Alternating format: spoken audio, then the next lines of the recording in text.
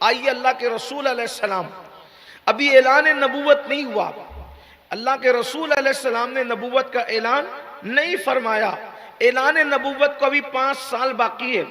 अल्लाह के रसूल अलैहिस्सलाम बिल्कुल शबाब और जवानी के आलम में है, बिल्कुल मजबूत और जो है वो जवानी शबाब पर है। अल्लाह के रसूल अलैहिस्सलाम की उम्र मुबारक अभी 35 साल की है। अल्लाह के रसूल अलैहिस्सलातु व तस्लीम की उम्र शरीफ 35 साल की है। कुरैश काबतुल्लाह शरीफ की तामीर में मसरूफ है, काबतुल्लाह शरीफ की तामीर में कुरैश मसरूफ है और काबा तामीर होता है। वो लोग काबा तामीर कर रहे थे, उसकी एक तफसील है, लेकिन उसकी तरफ न जाते हुए सिर्फ उन्वान पर गुफ्तगू करते हैं। काबा कुरैश तामीर कर रहे हैं, तामीर करते करते काबतुल्लाह शरीफ की दीवारें कमर तक आती है और कमर के ऊपर हजर अस्वद रखना है, कमर के ऊपर हजर अस्वद रखना है और ऊपर फिर दीवार तामीर करना है।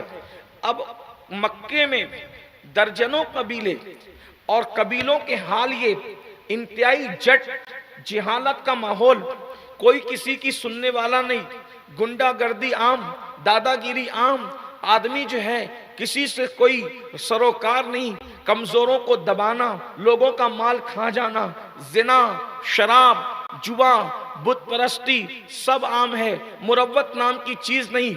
एक कबीला आता है, बोलता है कि हजर अस्वद तो हम ही रखेंगे, अगर कोई दूसरे ने हजर अस्वद रखा तो फिर देखना उसका क्या करते हैं। एक कबीला आता है, सारे कबीले के लोगों का खून उंगलियां काट कर, हाथ काट कर, जिस्म का हिस्सा काट के खून निकाल निकाल कर एक कटोरे में रखता है और सब उंगलियां डुबाते हैं और उंगलियां डुबा करके कसम खाते हैं, हम तो हजर अस्वद ही रखेंगे, हमारे अलावा कोई कबीला रखेगा तो उसका खून बहा देंगे। दर्जनों कबीले एक हजर अस्वद रखे कौन।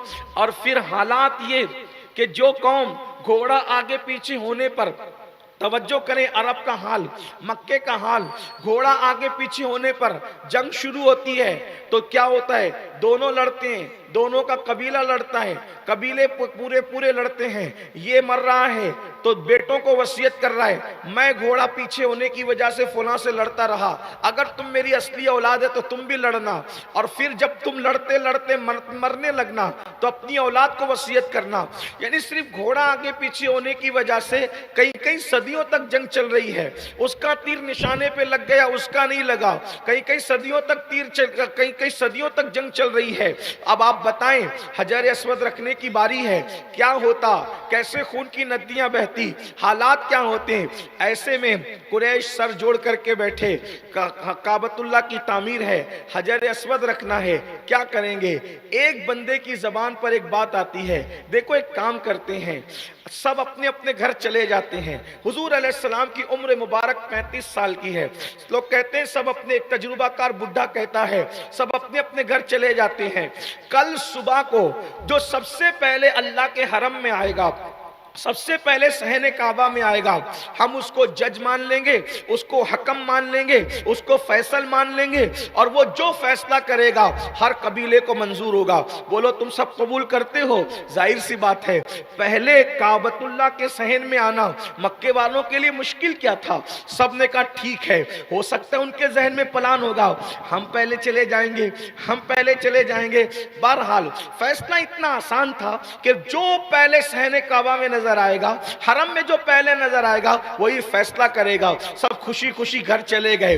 जब लोग आए तो लोगों ने क्या देखा, जो आता है देखता है कि सबसे पहले अल्लाह के रसूल सल्लल्लाहु अलैहि वसल्लम हरम में मौजूद है। हुजूर को हरम में देखा, सबकी कली कली खिल गई। अभी ऐलान नबूवत नहीं किया था अल्लाह के रसूल ने, अभी उम्र मुबारक 35 साल की थी।